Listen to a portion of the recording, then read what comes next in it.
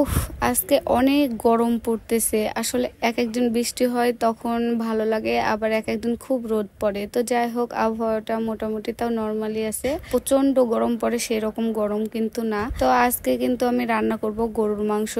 আর গরুর মাংস রান্না করলে আমাদের আলু দিতেই হয়। তো আমি এখানে সব রেডি করে রেখেছি, মশলা বেটে রেখেছি। এখন তেলের উপর ছেড়ে দিলাম পেঁয়াজগুলো লাল হয়ে গেলে মশলাটা খুব ভালো করে কষিয়ে নিব। খুব ভালো করে কষানো হয়ে গেলে মাংসটাও খুব ভালো করে কষাবো।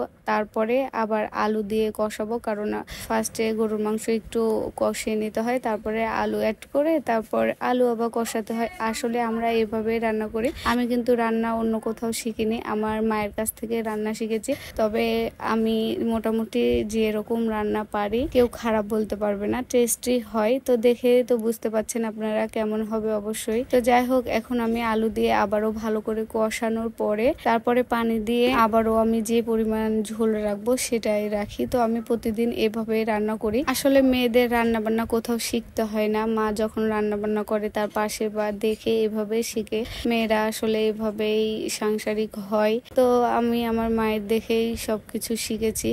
এখন আমি রান্না প্রায় হয়ে আসছে, আর আমি এদিকে কাজ করতেছি আর আমার জামাই ওইদিকে কাজ করছে। সে কিন্তু ঘর তৈরির কাজে অনেকটাই খাটাখাটনি করছে। তো এদিকে আমার দেখতে পাচ্ছেন কত সুন্দর কষিয়ে নিয়েছি আর তেল বের হয়ে গেছে। এভাবেই কষাতে হয়। আসলে সব তরকারি যদি ভালো করে কষানো হয় টেস্ট খুব হয়। তো আমি ভালো করে কষিয়েই রান্না করি। মোটামুটি রান্না তো হয়ে এসেছে। তো আপনারা কে কি রান্না করেছেন অবশ্যই কিন্তু কমেন্টে জানাবেন। এক মাস ধরে আমার মা যে পাতা খড়িগুলো পাঠিয়েছিল সেগুলো দিয়ে রান্না করছি, সেজন্য রান্নাঘরের অবস্থা একদম নাজেহাল। কারণ পাতা দিয়ে রান্না করলে আশেপাশে একদমই নোংরা হয়, বেশি ছাই উড়ে, অপরিষ্কার দেখা যায়। আমার রান্নাঘরটাও তেমনই, পাতা দিয়ে রান্না করতেছি সেজন্য অপরিষ্কার।